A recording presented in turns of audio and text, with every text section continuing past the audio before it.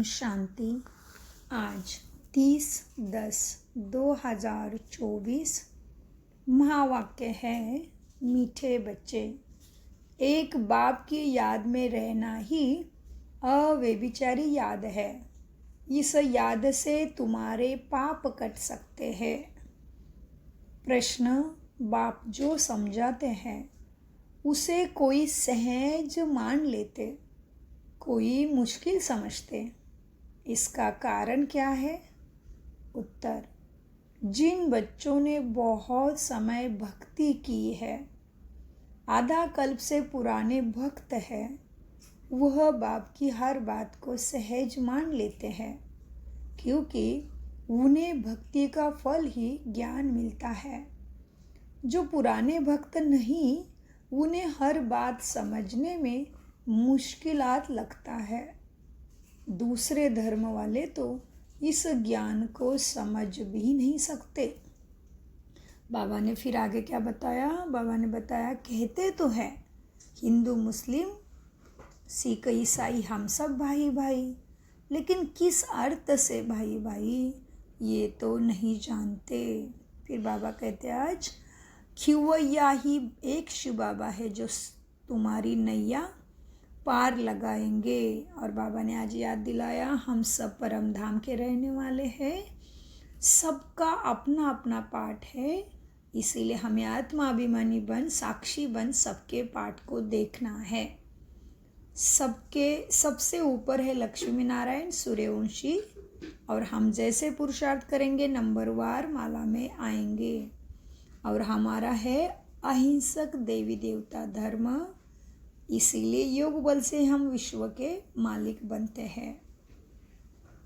आज बाबा विशेष हमारा पवित्रता के ऊपर ध्यान खिंचवाते हैं। बाबा कहते हैं, मीठे मीठे बच्चे, पवित्र जरूर बनना है, भक्ति है अज्ञान अंधियारा, बेहद का बाप ही हमारा सर्वोच्च सदगति दाता सदगुरु है, और तुम्हारा गीता ही धर्म ग्रंथ है, धर्मशास्त्र गीता है, और हम राजऋषि है, राजयोग सीख रहे हैं। और शिव बाबा हमें सदगुरु लेने आया है, साथ ले जरूर जाएगा। हमें श्रीमत पे चलना है।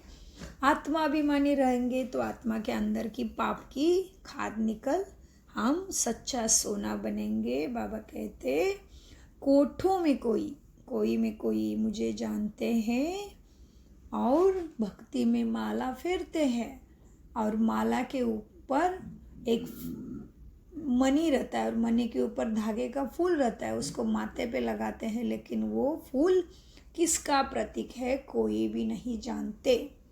मीठे मीठे सिकिलदे बच्चों प्रति माता पिता बाप दादा का याद प्यारा और गुड मॉर्निंग। रूहानी बाप की रूहानी बच्चों को नमस्ते। हम रूहानी बच्चों की रूहानी बाप दादा को याद प्यार गुड मॉर्निंग नमस्ते।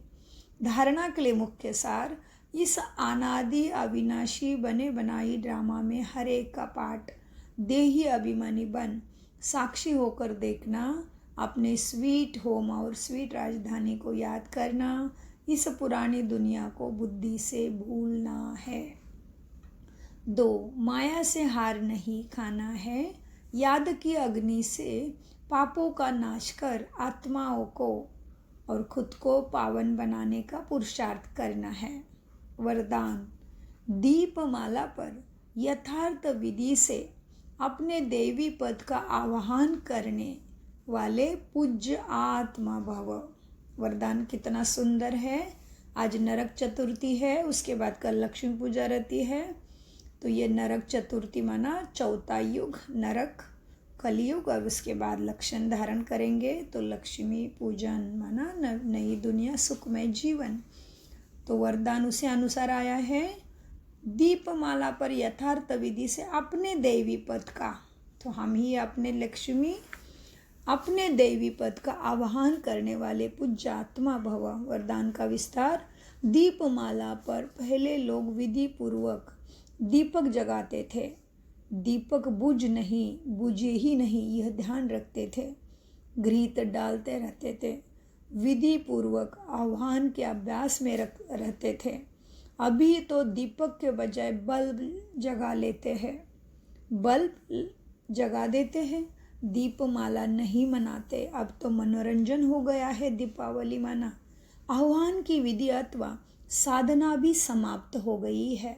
स्नेह समाप्त हो सिर्फ स्वार्थ ही रह गया है। इसलिए यथार्थ दाता रूपधारी लक्ष्मी किसके पास आती ही नहीं। माना स्वभाव संस्कार नहीं बदल रहे हैं, लेकिन आप सभी यथार्थ विधि से अपने देवी पद का आह्वान करते हो, इसीलिए स्वयं पूज्य देवी देवता बन जाते हो। कितना सुंदर है वरदान का विस्तार। स्लोगन, सदा बेहद की वृत्ति दृष्टि और स्थिति हो तब विश्व कल्याण का कार्य संपन्न होगा। माना सबको ही सुख शांति सदा के लिए प्राप्त होगी। ओम शांति, ओम शांति, ओम शांति। मीठे प्यारे बाप दादा का अनगिनत पदम गुना शुक्रिया शुक्रिया शुक्रिया शुक्रिया फरिश्तों। सबको हैप्पी दिवाली। हमारी दिवाली तो वैसे रोज ही है, फिर भी आत्मा का दीपक दिव्य रूप में सदा जगता रहे, भाग्य का दीपक भी सदा साथ रहेगा। ओम शांति।